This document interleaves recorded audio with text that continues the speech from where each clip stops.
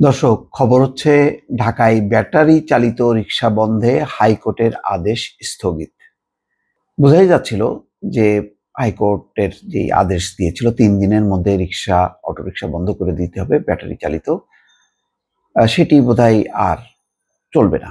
সরকারি আপিল করেছে এবং আজকে যথারীতি সেই আদেশের উপরে স্থিতাবস্থা দিয়েছে চেম্বার আদালত। সোমবার আপিল বিভাগের বিচারপতি মোহাম্মদ রেজাউল হকের আদালত এই আদেশ দেন। ব্যাটারি চালিত রিকশা চলাচলে কোনো বাধা নেই বলে এখন জানিয়েছেন আইনজীবীরা। তার মানে ধারাবাহিকভাবে একটা যে নৈরাজ্য চলছিল গত কয়েকদিন, তার কাছে সরকার কি আত্মসমর্পণ করলো, নাকি সরকার বুঝতে পারলো যে আসলে এটি করা ঠিক হয়নি? দুটি বিষয়।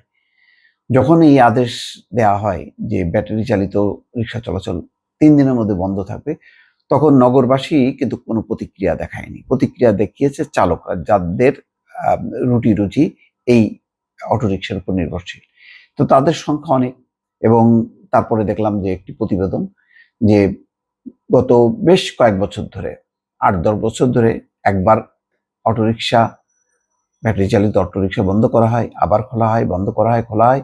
এই করতে করতে এই সংখ্যাটা বিপুল। কেননা ঢাকামুখী প্রচুর মানুষ এবং তাদের যাতায়াতের অনেক কষ্ট, সেই ধরনের সুষ্ঠু পরিবহন ব্যবস্থা গড়ে ওঠেনি। ফলে ফাঁকে ফাঁকে এই রিকশা, অটোরিকশা, নানা ধরনের ছোট ছোট যানবাহনের একটা আধিক্য।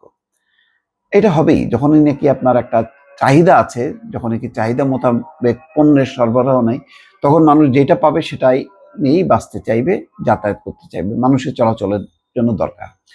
এখন এই যে একবার ব্যাটারি চালিত রিকশা বন্ধ করা হচ্ছে আর একবার খোলা হচ্ছে, গত ৮-১০ বছর এটা করতে করতে মোটামুটি এই এর উপরে নির্ভরশীল মানুষের সংখ্যা অনেক। একেবারে সরাসরি মানে পেটে হাত দেওয়ার মতন অবস্থা। শেষের দিকে দেখা গেল এই আন্দোলনের পক্ষে কিছু ছোট ছোট রাজনৈতিক দল, ছোট বড় মাঝারি রাজনৈতিক দলও নেমেছে, তবে প্রধান রাজনৈতিক দলগুলো নিশ্চুপ ছিল। কারণ তারা জানে যে সরকার গঠন করতে গেলে আসলে এই আপনি অটোরিকশা, এই বিপজ্জনক রিকশা রেখে আপনি আধুনিক পরিবহন ব্যবস্থা গড়ে তোলা সম্ভব না। পৃথিবীর কোথাও ৩ চাকার এরকম রিকশা ব্যাটারি দিয়ে চলে, যার ব্রেক সিস্টেমটা যথেষ্ট পরিমাণ দুর্বল, সেটা তো কোনোভাবেই সম্ভব না। এবং অনেক প্রাণহানি ঘটেছে, তার সংখ্যাও কম না। এবং সম্প্রতি ক্ষোভটা আরও সঞ্চারিত হয়েছে জাহাঙ্গীরনগর বিশ্ববিদ্যালয়ে একজন ছাত্রী যখন অটোরিকশার ধাক্কায় মারা যায়। তো এখন দেখা গেল যে দুটি ব্যাপার, যে কোনোভাবেই নিয়ন্ত্রণ করা যাচ্ছিল না এবং এটি নিয়ে হিমশিম খাচ্ছিল যৌথ বাহিনী, সেনাবাহিনী, পুলিশ, এসেও নিয়ন্ত্রণ করা যাচ্ছিল না।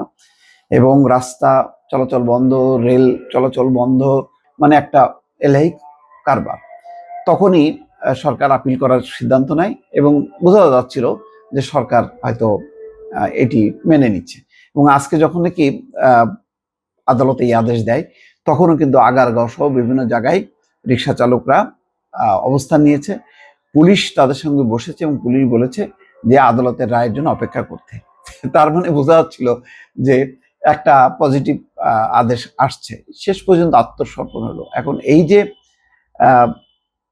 ব্যাটারি চালিত রিকশা চলাচলে বাধা নেই, এটা বুঝলাম, কিন্তু পরে কি হবে? কি হবে নগরীর অবস্থা? আমাদের এই নগর পরিবহন ব্যবস্থা কি এমনই হবে, এমনই বিপজ্জনক হিসেবে থাকবে?